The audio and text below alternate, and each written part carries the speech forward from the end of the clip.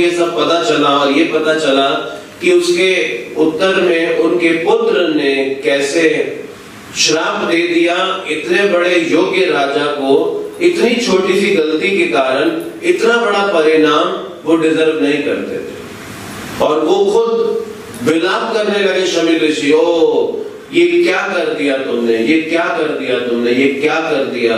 और शमी ऋषि कहने लगे अब तुम्हारे बचने का एक ही उपाय है, जो अपराध तुमने किया है, अगर परीक्षित महाराज भी तुमको श्राप दे दे तो, अन्यथा तुम्हारे बचने का भी कोई उपाय नहीं है। तुम एक बहुत भारी कर्म में पड़ने जा रहे हो, क्योंकि तुमने एक बहुत धर्मपरायण राजा के प्रति अपराध कर दिया। वो ऐसा पनिशमेंट डिजर्व नहीं करता। अगर वो तुम्हें श्राप दे दे तो तुम अपने कर्म से बच पाओगे, अन्यथा तुम कर्म से नहीं बच पाओगे। लेकिन अगले ही क्षण शमी ऋषि कहते हैं, लेकिन भगवान के शुद्ध भक्तों का स्वभाव है वो किसी को श्राप नहीं देते। वो आई हर परिस्थिति को, चाहे उनके साथ वो न्यायोचित हो, चाहे उनके अधिकार का हनन हो, वो उसको सहन कर लेते हैं। और ये सोच के शमी ऋषि विलाप करने लगे, रोने लगे, ये सब क्या हो गया, ये सब क्या हो गया। और वो अपने आप को इस गलती का अधिकारी बना रहे थे। और परीक्षित महाराज को महल जाते जाते ये खबर मिल गई कि उनके साथ क्या होने जा रहा है, और उनको ये भी सूचना लग गई और ये भी आभास हो गया कि अब बहुत गंभीर घटना कुछ घटने जा रही है। तो जब परीक्षित महाराज उस कुटिया से बाहर निकले तो अंदर प्रवेश करते वक्त उस कुटिया में उनके मन में ऐसा कोई क्रोध नहीं, और कुटिया से बाहर निकलते वक्त उनके मन में कोई अहंकार नहीं।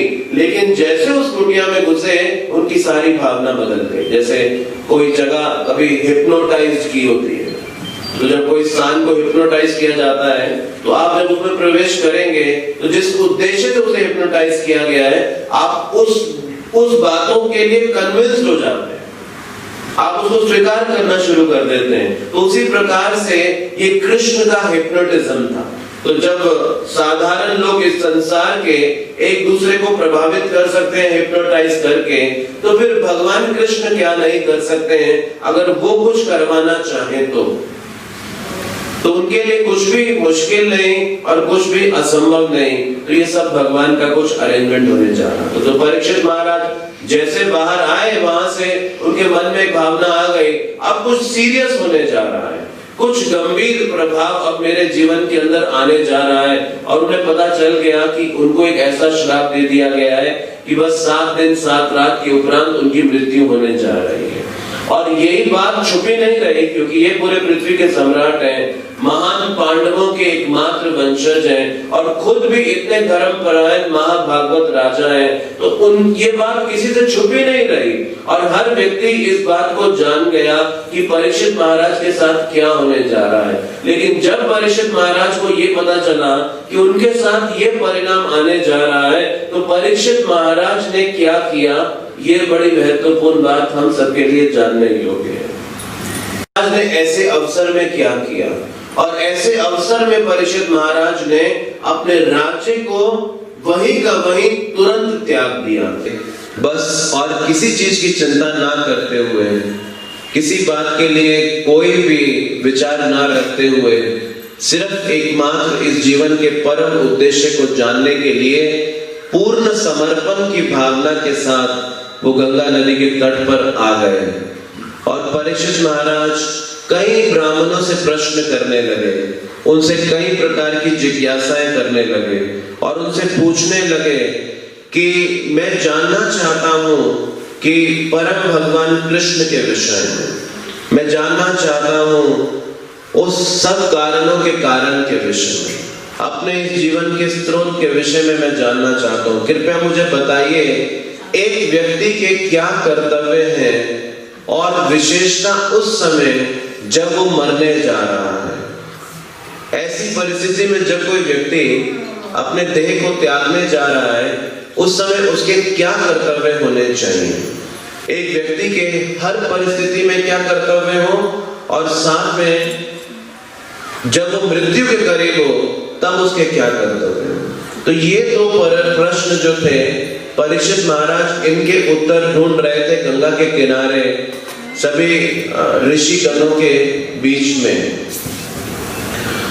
तो जिस समय ये प्रश्नों के उत्तर ढूंढते थे, उस समय सेम टाइमिंग, परफेक्ट टाइमिंग, एकदम परफेक्ट टाइम कहेंगे कि जिस समय परीक्षित महाराज को सबसे ज्यादा आवश्यकता थी मार्गदर्शन की, क्योंकि वो एक ऐसी विकट परिस्थिति में फंसे थे। आप विचार कर देखिए कि अगर हमें पता चल जाए 7 दिन 7 रात के बाद हमको एक भी सांस नहीं मिलेगी जीवन जीने के लिए, तो हम क्या करेंगे? सोच के देखिए कि अगर हमें ये पता चले कि 7 दिन 7 रात के बाद हम जी नहीं पाएंगे, बस हमारे पास इतने ही दिन शेष हैं, तो आप क्या कहेंगे? इसी रिजॉर्ट में रह जाते हैं, घर जाने की क्या जरूरत है, यहीं पे रह जाते हैं गोवर्धन के पास। हाँ, क्या करेंगे आप अगर ये जानने को पता चल जाए आपको कि हमारे जीवन में इन 7 दिन और 7 रात के बाद अब हम जीवित नहीं रहने जा रहे हैं? और आप सोच के देखिए, ये परीक्षित महाराज है जो पूरी पृथ्वी के सम्राट है और सर्व साधन संपन्न है। ऐसा कोई ऐश्वर्य नहीं जो हम सोच सकते हो अपनी कल्पना में भी और वो उनके पास ना हो, और इतना बड़ा पावर उनके पास था, पूरी पृथ्वी का सम्राट। क्योंकि आज जिस समय में हम जी रहे हैं, हम ऐसा सोच भी नहीं सकते कि कोई पूरे वर्ल्ड का एक सिंगल रूलर होगा। लेकिन ये वैदिक समय है, द्वापर युग है, जिस समय पूरा अर्थ प्लैनेट रूल्ड था इन क्षत्रियों के द्वारा, और उसके अग्रज थे सम्राट। यानी सम्राट शब्द का मतलब है जिसके अंतर्गत अनेक छोटे छोटे राजा होते थे, और वो राजा कई देशों को देखते थे, लेकिन उनके ऊपर एक सम्राट होता था। तो वो परीक्षित महाराज की पोजीशन थी। तो आज ये कहीं पर भी ऐसा देखने को नहीं मिलेगा कि कोई सिंगल वर्ल्ड का रूलर जिसे सब एक्सेप्ट करते हो, लेकिन ये ऐसे पांडव थे और ऐसे परीक्षित महाराज उनके वंशज थे जिन्होंने पूरे पृथ्वी पे अपना साम्राज्य फैलाया था। और ये वो व्यक्ति सब कुछ क्षण भर में त्याग के 7 दिन 7 रात में मरने जा रहा है, और वो इस प्रश्न का उत्तर ढूंढ रहा है कि एक व्यक्ति के क्या कर्तव्य है सब समय, और एक व्यक्ति के क्या कर्तव्य है जब वो मृत्यु के करीब है, तो उसके क्या कर्तव्य होने चाहिए। और उसी समय जब वो इन प्रश्नों के उत्तर ढूंढ रहे हैं, तो शुकदेव गोस्वामी का आगमन होता है। ये है कृष्ण की व्यवस्था, परफेक्ट टाइमिंग्स। शास्त्रों में ऐसी परफेक्ट टाइमिंग्स जगह जगह देखने को मिलती है कि जिस समय दक्ष प्रजापति के पुत्र जब तपस्या करने के लिए जा रहे हैं, और दक्ष प्रजापति ने उनकी उत्पत्ति की थी कि ये प्रजा का निर्माण करेंगे, तो परफेक्ट टाइमिंग नारद मुनि उसी समय आते हैं और कहते हैं ये जीवन क्यों व्यर्थ कर रहे हो तुम, जाओ तपस्या करो और भगवान को प्राप्त करो, वापस मत आना इस राज्य में। और वो सब के सब ब्रह्मचारी बन के तपस्या करके भगवान के धाम चले जाते हैं। कैसे जब कयादों को देवता लोग अपहरण करके लेकर जा रहे थे उसको मार देने के लिए, ताकि उनके जो गर्भ में बालक था वो कहीं देवताओं की कठिनाइयों का कारण ना बन जाए, हिरण्यकशिपु का आगामी पुत्र, तो उसी समय नारद जी अवतरित होते हैं। Perfect timing. अब देखिए कैसे 1965 में सितंबर 1965 में श्रील प्रभुपाद जी न्यूयॉर्क में पहुंचे, और परफेक्ट टाइमिंग है प्रभुपाद का न्यूयॉर्क में पहुंचना, क्योंकि इससे 1964 तक अमेरिका में एशियंस की एंट्री अलाउड नहीं थी, उनके लिए वीजा नहीं मिलता था। लेकिन 1965 में ये वीजा ओपन किया गया था, और प्रभुपाद जी उस समय अमेरिका पहुंच रहे थे, और जिस समय वहां पर एक हिप्पी मूवमेंट चल रहा था, ये क्रॉस कल्चर मूवमेंट था, जिसके अंदर जितने युवक लोग थे उनका एक स्लोगन था, नेवर बिलीव अबव 30, जो 30 साल से ऊपर उसके ऊपर कभी विश्वास मत करना। और ये हिप्पीज थे, और ये हिप्पीज अपने अपने जीवन शैली से डिससैटिस्फाइड थे और एक हायर टेस्ट की तलाश कर रहे थे। और उस परफेक्ट टाइमिंग में प्रभुपाद अमेरिका में पहुंचे और उनको प्रचार किया और उनको भक्त बनाया, और उन्होंने पूरे विश्व भर के अंदर इस कृष्ण भावनामृत को फैलाया। आज अगर आप भारत में इस्कॉन की पोजीशन को देखेंगे तो इस्कॉन एक one of the leading spiritual organisations में से एक नजर आती है, one of the most influential organisations में से एक इंडिया में। लेकिन प्रभुपाद के समय में ये सिचुएशन जो आज इंडिया में इस्कॉन की है, वो इस्कॉन की सिचुएशन प्रभुपाद के समय में अमेरिका में हुआ करती थी कि इतना पावरफुल और इतना इन्फ्लुएंशियल इस्कॉन अमेरिका में होता जा रहा था। लेकिन आज अमेरिका में ऐसी स्थिति है कि प्रचार करना इस कृष्ण भावनामृत का बहुत टफ है, बहुत कठिन है, क्योंकि जैसे जैसे कलयुग प्रोग्रेस कर रहा है, मोड ऑफ पैशन लोगों के जीवन में प्रोग्रेस कर रहा है, और मॉडर्न पैशन की वजह से आज इस मोड ऑफ गुडनेस के संदेश को ट्रांसमिट करना लोगों के हृदय में एक बहुत बड़ी चुनौती बन गई है। तो आज पेशेंस नहीं है, आज धैर्य नहीं है, सात्विकता नहीं है हमारे जीवन में, और इसीलिए ये जो मैसेज है ये पेनिट्रेट ही नहीं होता हृदय के अंदर, ये हृदय में प्रवेश ही नहीं कर पाता है। तो कैसे परफेक्ट टाइमिंग में श्रील प्रभुपाद जी अमेरिका पहुंचे और with in 1 or 2 years ISKCON एक बहुत बड़े आंदोलन के रूप में अमेरिका में बनता जा रहा था। और उसी प्रकार से एक परफेक्ट टाइमिंग में शुभदेव गोस्वामी भी परीक्षित महाराज के जब ये प्रश्न थे प्रवेश करते हैं। तो ये भगवान का अरेंजमेंट है, क्योंकि भगवान परमात्मा के रूप में सबके हृदय में विद्यमान है, और भगवान जानते हैं कि किस समय किसको कहां क्या आवश्यकता भी है। कितने भक्तों को भी ये साक्षात्कार रहता है कि कभी अपने मन में कई प्रकार के प्रश्न संशय लेकर हम किसी प्रवचन में आते हैं, और जब हम उस कथा में आते हैं अपने संशय प्रश्नों को लेकर, तो लगभग प्रवक्ता जो कि ये बात नहीं जानता कि हर श्रोता के हृदय में क्या शंकाएं चल रही हैं, लेकिन वो उन्हीं प्रश्नों के उत्तर बोल रहा होता है अपने प्रवचन में। और सभी लोगों को ऐसा अनुभव रहता है कि ना जाने कैसे हमारे मन को पढ़ लिया गया, और ये रियलिटी है। कई बार लोग मुझे आके बोलते हैं कि आप माइंड रीडर हो, तो मैं खुद हैरान रह जाता हूं, उसका क्या मतलब होता है? तो बोले आप कैसे जानते हो हमारे मन में क्या चल रहा है?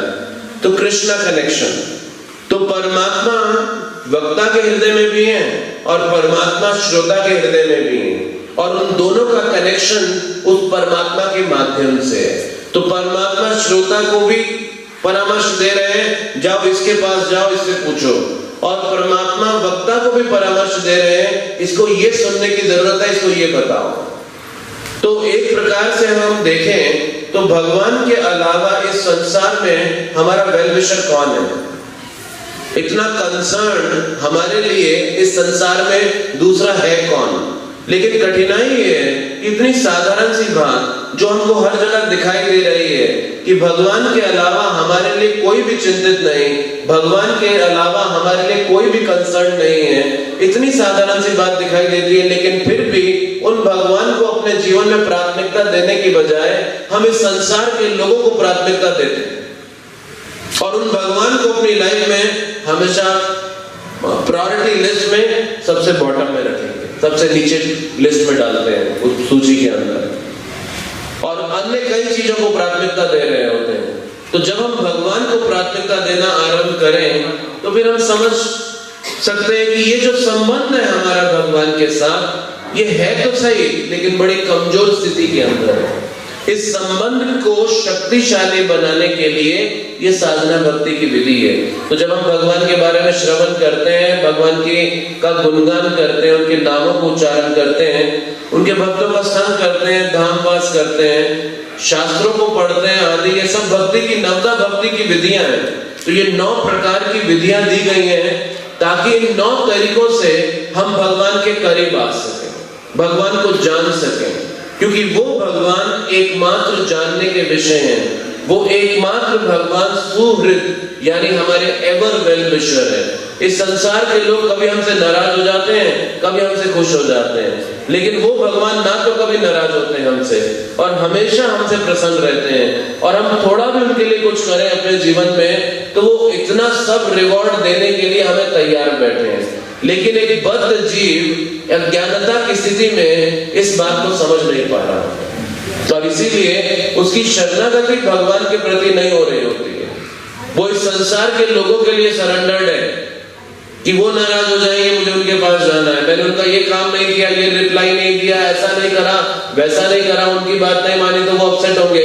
लेकिन कभी ये नहीं सोचते कि जो भगवान ये संदेश देकर गए गीता श्रीमद् भागवतम में, जब हम उनकी खुलेआम अवहेलना करते हैं, उसको नहीं मानते, तो क्या वो भगवान अपसेट नहीं होंगे हमसे? तो कभी हम इस विषय को अपने मन में नए विचार में लाते हैं, कभी इस विचार को हम नहीं सोचते कि भगवान हमसे कितने अपसेट है कि हम उनका दिया खाते हैं, उनका दिया हर वस्तु उपयोग करते हैं और उन्हीं को नेग्लेक्ट कर देते हैं। तो देखिए वो भगवान कितने चिंतित हैं, ना ही हम सब के लिए जो यहाँ बैठे हैं, और वो परीक्षित महाराज के लिए भी चिंतित थे वो भगवान। और इसलिए परीक्षित महाराज को जिस समय सबसे ज्यादा मार्गदर्शन की आवश्यकता थी, उसी समय शुकदेव गोस्वामी उस सीन में अराइव कर रहे हैं। उसी समय किसने बताया उनको कि यहाँ जाओ तुम? किसने कहा इनके पास जाओ, यहाँ पर अब तुम्हें कथा सुनानी है, तुम्हारा प्रोग्राम फिक्स किया है मैंने, 7 दिन 7 रात की तुम्हारी कथा है, जाओ। बड़ा एडवर्टाइजमेंट हो गया अभी वहां पर शहर के अंदर, बहुत लोग दूर दूर से आ रहे हैं, साधना चैनल भी लाइव कवरेज देने जा रहा है, और अभी पहुंच जाओ, बस जाकर बैठ जाओ व्यासासन के ऊपर। किसने बोला जाओ वहां पर? कोई प्रोग्राम फिक्स नहीं, कुछ नहीं, और वो तो भ्रमण कर रहे हैं, याचक है, साधु हैं, कभी किधर जाते हैं, कभी किधर जाते हैं। जहां परमात्मा उनको निर्देश देते हैं, वो उस और अपने पैर बढ़ा देते हैं और उस और चलना शुरू कर देते हैं। और किसने उनको ये मार्गदर्शन दिया? वहीं पर जाओ। तम द्वस्त्यावश वर्षम सुकुमार पादा करोरुभव अंश कपोल गत्रम चार्व अत्योक्षणा तुल्यकरणा सुभ्री अनानम कंबु सुजात कंठम। तो शुकदेव गोस्वामी का वर्णन किया गया है, वो दिखने में कैसे थे। वो पुत्र थे व्यास देव के, और कितने 16 वर्ष के थे मात्र, और उनकी हाथ, उनकी लातें, उनकी जंघा, उनकी भुजा, उनके कंधे, उनका मस्तक, उनकी देह के अन्य भाग एक बहुत सुंदर रूप से बने हुए थे। उनकी आंखें बहुत बड़ी बड़ी थीं, उनकी नासिका, उनके कान ऊंचे थे और बड़े आकर्षक रूप में थे वो। उनका चेहरा बहुत सुंदर था और उनकी गर्दन बड़ी लंबी थी, जैसे शंख के माध्यम से बताया गया है। निगूढ़ चक्रम पृथुतुंग भक्कम आवृता नाभिम बलिबलो उद्रम च दिग्भरम विकृता वृक्निशेषम प्रलम्ब बाहो स्वरतम अभम। तो उनका बताया कि उनके बाल कैसे थे, लंबे बाल और बिखरे हुए थे सब बाल, और ये बहुत सुंदर उनको दिखा रहे थे। श्रील प्रभुपाद जी के एक शिष्य प्रभुपाद के पास आए और कहते हैं, प्रभुपाद कृष्ण के बाल लंबे थे, चैतन्य महाप्रभु के बाल भी लंबे थे, भगवान श्री रामचंद्र की तो लंबी लंबी जटाएं थी, सर पे बांधते थे ऐसा, और जीसस क्राइस्ट के भी बाल लंबे थे। हम जितने भी बड़े बड़े बिग पर्सनालिटीज देते हैं उनके बाल लंबे थे, आप हमें हेड शेव करने के लिए क्यों बोलते हो? प्रभुपाद कहते हैं, जब मैं तुमसे मिला उससे पहले क्या तुम कृष्ण को जानते थे? वो बोला नहीं। राम को जानते थे? नहीं। महाप्रभु को जानते थे? नहीं। तो मेरा हेयर स्टाइल कैसा है? प्रभुपाद आपके बाल नहीं है तो फॉलो नहीं, जैसा मेरा हेयर स्टाइल वैसा पालन। तो शुकदेव गोस्वामी बहुत अट्रैक्टिव थे दिखने में, और उनके देह बहुत सुंदर था, यहाँ तक कि जो भी उन्हें देखता था उन्हें देख के आकर्षित हो जाता था। और जब शुकदेव गोस्वामी उस सभा में आए तो जितने ब्राह्मण लोग वहां उपस्थित थे उनको देख के समझ गए ये व्यक्ति बड़ा असाधारण है।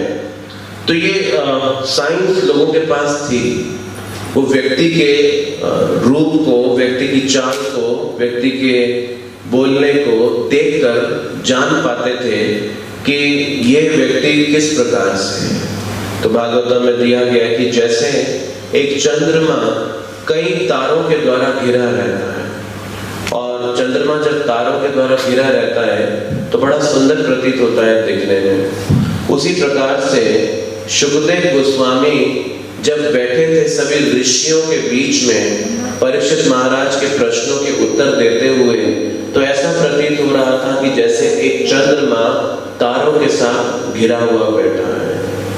और परीक्षित महाराज अपना प्रश्न, अपना परिचय देते हैं शुकदेव गोस्वामी को, और अपना परिचय देते हुए वो कहते हैं कि शुकदेव गोस्वामी, मैं भक्त नहीं हूं, बस मेरा इतना ही भाग्य है कि मेरा संबंध पांडवों के साथ है, और मैं इतना समझता हूं कि भगवान कृष्ण ने आपको भेजा है, क्योंकि भगवान कृष्ण जो है भक्त और अपने बीच के संबंध को बनाने के लिए अपने भक्तों को बारंबार भेजते हैं। तो देखिए यहाँ पर परीक्षित महाराज कहते हैं कि मेरे पास कोई भी योग्यता नहीं है कि मैं आपका संग कर सकूं, लेकिन मेरे पास एक ही क्वालिफिकेशन है, मैं पांडवों का रिलेटिव हूं। तो प्रभुपाद जी कहते हैं बस यही योग्यता हासिल करनी है भगवान की कृपा को पाने के लिए कि हम भगवान को ये कह सकें मैं इस भक्त से संबंधित हूं।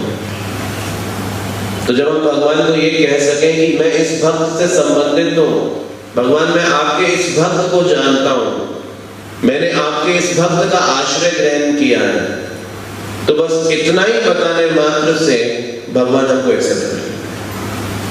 और जब तक हमारा कनेक्शन भगवान के भक्तों के साथ ना हो तो भगवान हमको स्वीकार नहीं करते। तो हमारी कोई भी योग्यता, परीक्षित महाराज कितनी योग्यताओं को धारण करते थे, पूरी पृथ्वी के सम्राट थे, कितने धर्मपरायण थे, कितने बड़े बड़े कार्य उन्होंने किए थे, लेकिन वो परीक्षित महाराज की कोई भी योग्यता वो एक्सप्लेन नहीं कर रहे हैं। वो शुकदेव गोस्वामी को क्या कह रहे हैं, क्योंकि मैं पांडवों से संबंधित हूं और पांडव भगवान कृष्ण के विशेष भक्त हैं। बस ये कनेक्शन शुकदेव गोस्वामी को प्रभावशाली नजर आता है, जिसकी वजह से शुकदेव गोस्वामी परीक्षित महाराज को अपनी कृपा देने के लिए तैयार है। तो वास्तव में भगवान की कृपा को पाने के लिए हमें भक्तों के साथ संबंध स्थापित करना होगा। तो ये भक्ति एकाकी नहीं कर सकते हम अकेले। अगर हम ऐसा विचार करें कि हम जानते हैं कि भागवतम में क्या लिखा है, हम जानते हैं इसको पढ़ना समझना, और हम अपने आप इस भक्ति का अभ्यास करते फिरते रहेंगे, तो शास्त्र इस बात को रिकमेंड नहीं करते, है ना। कोई भी कोर्स की किताब उठाकर आप खरीद के ले आए अपने पास, और आप विचार करें वो कोर्स की किताब खरीद के लाने मात्र से आप उस कोर्स को पढ़ पाएंगे तो नहीं संभव है। एक बच्चा स्कूल जाता है, कॉलेज जाता है, कि वहां पर उसी प्रकार के विद्यार्थियों का वो एसोसिएशन करता है और उसी प्रकार का एक एनवायरनमेंट में जाता है जहां उसको कांस्टेंट प्रेरणा मिलती है उस विषय को पढ़ने के लिए। किताबें तो सब जगह उपलब्ध हैं, लेकिन उपलब्ध होने के बावजूद हमारे मन में प्रेरणा नहीं होती। अब ऐसा नहीं है कि गीता हम पहले नहीं जानते होंगे इस्कॉन में आने से पहले, या गीता हमने कभी देखी नहीं होगी या सुनी नहीं होगी, लेकिन समझी तभी जब हम भक्तों के संग में आए। भागवतम हमारे घर में बड़ा धूल खाता होगा कई सालों से, लेकिन समझ तभी पाएंगे जब आप भक्तों के कनेक्शन के अंदर आएंगे। तो ये जो डिवोटीज का कनेक्शन है, यही हमारी एक होप है, आशा है। इस भव सागर से, इस भव सिंधु से हम भगवान के धाम तक जाने के लिए ये एकमात्र मार्ग है हम सबके जीवन के लिए। और जितना हम इस मार्ग को स्ट्रॉन्ग, शक्तिशाली बनाएंगे, उसमें स्ट्रेंथ लगाएंगे, उतना हमारे चांसेस इंक्रीज होंगे भगवान के धाम में प्रवेश करने के लिए। इसीलिए रूप गोस्वामी जी भक्ति रसामृत सिंधु में इस बात को समझाते हुए कहते हैं, भक्ति का जीवन आरंभ होता है गुरुपाद आश्रय। तो गुरु के चरणों का आश्रय का मतलब है भक्तों के साथ संबंध स्थापित करना। और इस संबंध की वजह से शुकदेव गोस्वामी अपने 7 दिन 7 रात सुखदेव गोस्वामी जी के बारे में भागवतम में कहा गया है कि वो एक स्थान में कितनी देर रुकते थे, जितना समय गाय का दूध निकालने में लगता है। तो जितना समय गाय का दूध निकालने में लगता है उतना समय वो एक स्थान पे रुकते थे और उस दूध को ग्रहण करते थे और चले जाते थे आगे। वो याचक वृत्ति के थे और हमेशा भ्रमण करते रहते थे, कृष्ण के विचारों में मग्न एक अवधूत की तरह हमेशा निर्वस्त्र रहते थे, कोई भी वस्त्र ग्रहण नहीं करते थे। वो पूरी तरह से इस संसार में होते हुए इस संसार के नहीं थे। जैसे हम कई बार कथा में बैठे हुए कथा के नहीं होते हैं, उसी प्रकार से वो भी इस संसार के में रहते हुए इस संसार के नहीं थे, इस संसार के किसी प्रभाव से प्रभावित नहीं थे। लोग उनको पागल समझ के उन पर पत्थर फेंकते थे, लोग बच्चे उनको चिढ़ाते हुए उनके पीछे चलते थे, कोई उनको डांटता था, कोई कुछ कहता था, लेकिन बाहर क्या एक्सटर्नल सराउंडिंग में चल रहा है इस बात का उन्हें कोई अंतर ही नहीं पड़ता था। ऐसी उनकी कृष्ण भावना की एब्जॉर्प्शन थी। तो हम जब करने भी बैठते हैं तो बार बार मुड़ के इधर उधर देखते हैं, कभी घड़ी देखते हैं, कभी मोबाइल देखते हैं, नहीं भी देखते तो मन के अंदर 50 विचार आते हैं। इसीलिए भक्ति में शक्ति हमारी अब्जॉर्प्शन से आती है।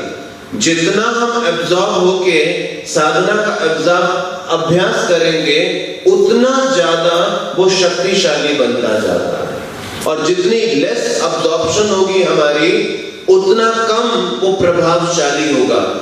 करने को तो मात्रा हम सब पूरी करते होंगे, लेकिन सिर्फ मात्रा ही अंतर नहीं लाएगी हमारे हृदय को बदलने के लिए।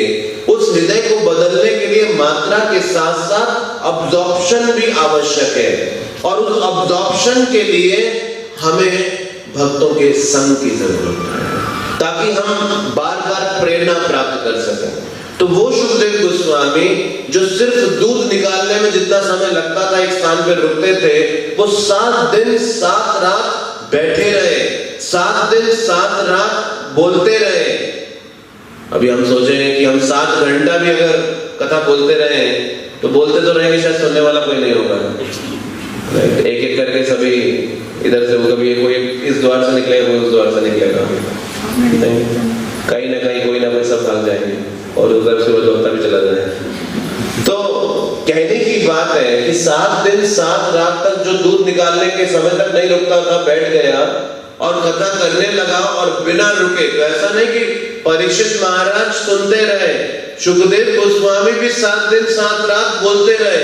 और यही नहीं, परीक्षित महाराज अकेले बैठे रहे, उनके साथ हजारों लाखों पूरे ब्रह्मांड के जितने ऋषिगण आए थे वो भी साथ में बैठे सुनते रहे। तो आप विचार करके देखिए ये कैसे श्रोता और कैसे वक्ता की वाणी, कैसे योग्य श्रोता थे और कैसे योग्य वक्ता थे, और क्या उनकी रुचि का विषय था कि कृष्ण कथा के अलावा और किसी संसार के कार्य में उन्हें रुचि नहीं थी। तो ये इस संसार के लोग नहीं हैं, इस संसार में वो लोग रहते हैं जिनके रुचि के विषय संसारिक होते हैं, जिन्होंने इस संसार को अपनी रुचि का विषय बनाया है। ये संसार ऐसे लोगों का निवास स्थान है। इसीलिए भक्ति करते हुए भी हमारा मन क्यों नहीं लगता है, क्योंकि हमारा रुचि इस संसार में। आज मन शन शन में भागता है क्योंकि रुचि, हमारा आकर्षण इस संसार में बसा है, कृष्ण में नहीं बसा है। और क्यों नहीं बसा कृष्ण में हमारा आकर्षण? क्योंकि हमने उचित मात्रा में कृष्ण के विषय में ज्ञान नहीं प्राप्त किया है। क्योंकि हमें सारा ज्ञान, सारी जानकारी इस संसार के बारे में है, और इस संसार के बारे में ज्ञान एकत्रित किया, इसी कारण से संसार के बारे में इतना अधिक आकर्षण हम सबको रहता है। लेकिन जिस दिन हमारे हृदय में ये ज्ञान कृष्ण के बारे में भर भर कर पाएंगे, जानकारी के सारे विषय कृष्ण से संबंधित कर देंगे, उस दिन कृष्ण के अलावा ये आकर्षण कहीं और जाएगा ही नहीं, ये कहीं और भटकेगा ही नहीं। और ऐसे सुखदेव गोस्वामी थे।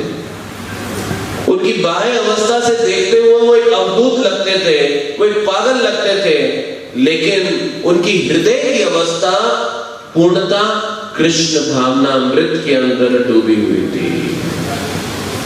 और परीक्षित महाराज, क्या अन्य ऋषि भी उनकी अपीयरेंस को देखकर ये जान गए अब कोई भी आज तक उनसे मिला नहीं था उस सभा के अंदर, लेकिन उनकी अपीयरेंस को देखकर सब जान गए अगर हम सब में कोई ऐसा योग्य है जो इन प्रश्नों का सुचारू रूप से उत्तर दे सकता है तो वो ये है।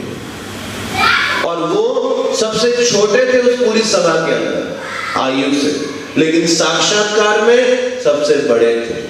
तो इसलिए आध्यात्मिक जीवन में आयु का कोई प्रश्न नहीं है, आध्यात्मिक जीवन में प्रश्न किसी की पदवी का भी नहीं है, आध्यात्मिक जीवन में किसी प्रश्न हमारे वर्ण का भी नहीं है, हमारे आश्रम का भी नहीं है, आध्यात्मिक जीवन में प्रश्न हमारे बाह्य रंग रूप का भी नहीं है, ये हमारे साक्षात्कार का प्रश्न है कि कितना हमने साक्षात्कार किया है इस ज्ञान का।